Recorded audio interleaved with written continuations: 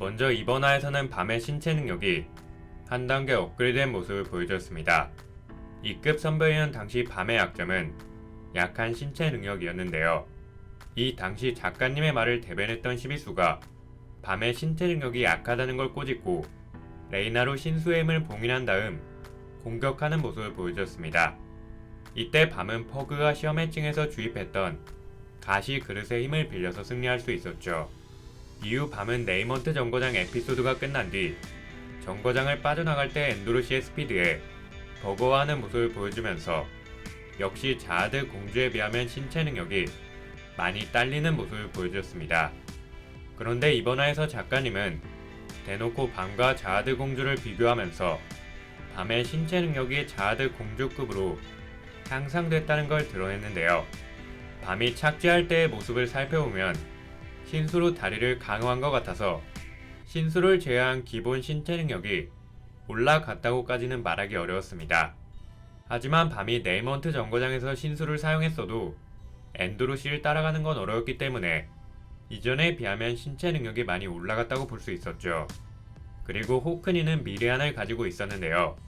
이건 그랑 드자가 엔류를 봤을 때 생긴 능력으로 몇 초 뒤의 미래를 볼 수 있게 해줍니다.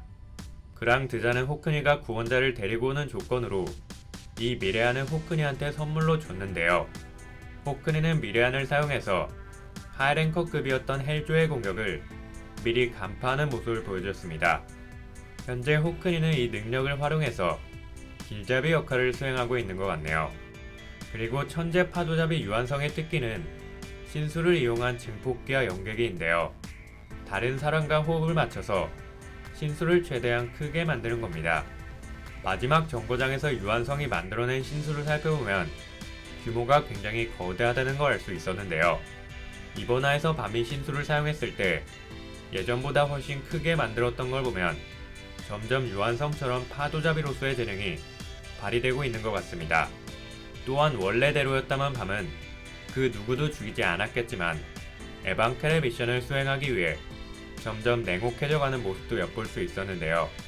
예전에 밤이 베타나 카이저처럼 피해자였던 사람들을 위로하며 용서해줬던 것과는 달리 이젠 거의 만나자마자 반말하면서 성격이 굉장히 냉철해진 것 같습니다. 물론 예전에 밤은 10억 명을 학살했던 호아킨 같은 쓰레기한테는 반말하며 냉철한 모습을 보여주긴 했는데요.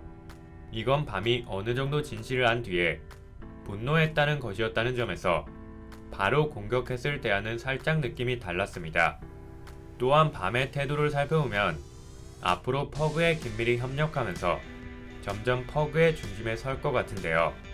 베이로드 야마를 시작으로 슬레이어들을 한 명 한 명 포섭하면서 슬레이어들끼리의 연합을 결성할 것 같습니다.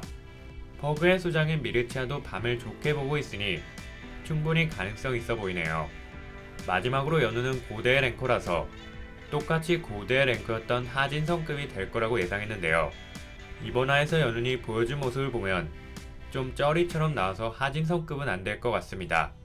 물론 영가문이 쿤가문의 얼음을 깼다는 설정은 연운이 10가문 3강 중 하나와 필적하는 실력을 가지고 있다고도 볼 수 있었는데요.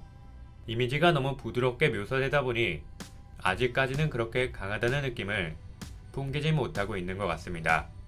하지만 고대의 랭커인 만큼 향후 떡밥이 풀리면서 하진성급으로 올라갈 수도 있을 것 같네요.